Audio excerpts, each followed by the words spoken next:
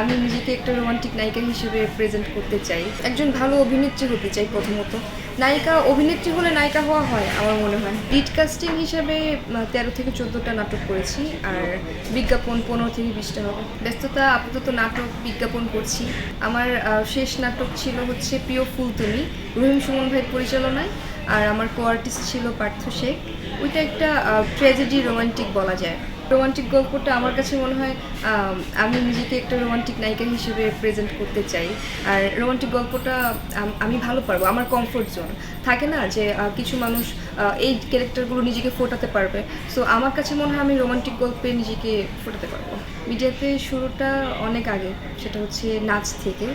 আর নাচ থেকে শুরু করে তারপর কিছু বিজ্ঞাপন করলাম, তারপর মানে শিশু শিল্পী হিসেবে কাজ করেছি। প্রথম বিজ্ঞাপন দিয়ে আসা, তারপর হচ্ছে চলচ্চিত্র দেবীতে ছিলাম, জয়া আহসান আপুর ছোটোবেলার স্মৃতিচারণায়। আর এরপর টুকটাক নাটক করা হয়েছে। লিড কাস্টিং হিসাবে 13 থেকে 14টা নাটক করেছি, আর বিজ্ঞাপন 15 থেকে 20টা হবে। নাটকে, চলচ্চিত্রে দুইটাতেই করতে চাই। আমি নাটকে কাজ করছি, এখনও অনেক ছোট, এখনও শেখার অনেক বাকি, জানার অনেক বাকি, অভিজ্ঞতার অনেক বাকি। সো আমি শিখছি। যখন শিখে পুরোপুরি পারদর্শী হব তখন মনে হয় সিনেমাতে দর্শক আমাকে দেখতে পাবে।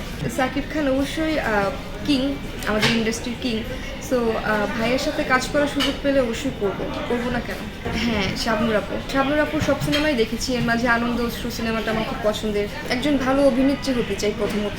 নায়িকা অভিনেত্রী হলে নায়িকা হওয়া হয় আমার মনে হয়। টিকটক করে যারা আসে আমার মনে হয় তারা লং লাস্টিং করতে আসে না, তারা সাময়িক সময়ের জন্য একটু কাজ টাজ করে তারপর কিছুদিন পর আবার হারায় যায়।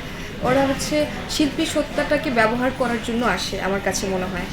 আর আমি মূলত জগন্নাথ ইউনিভার্সিটিতে নাট্যকলায় পড়ছি। আমি শিখছি, এখনও শিখছি, অনেক কিছু শিখেই আসছি। হ্যাঁ, আমি প্রাচ্য নাট্যে স্কুলিংটা করেছি।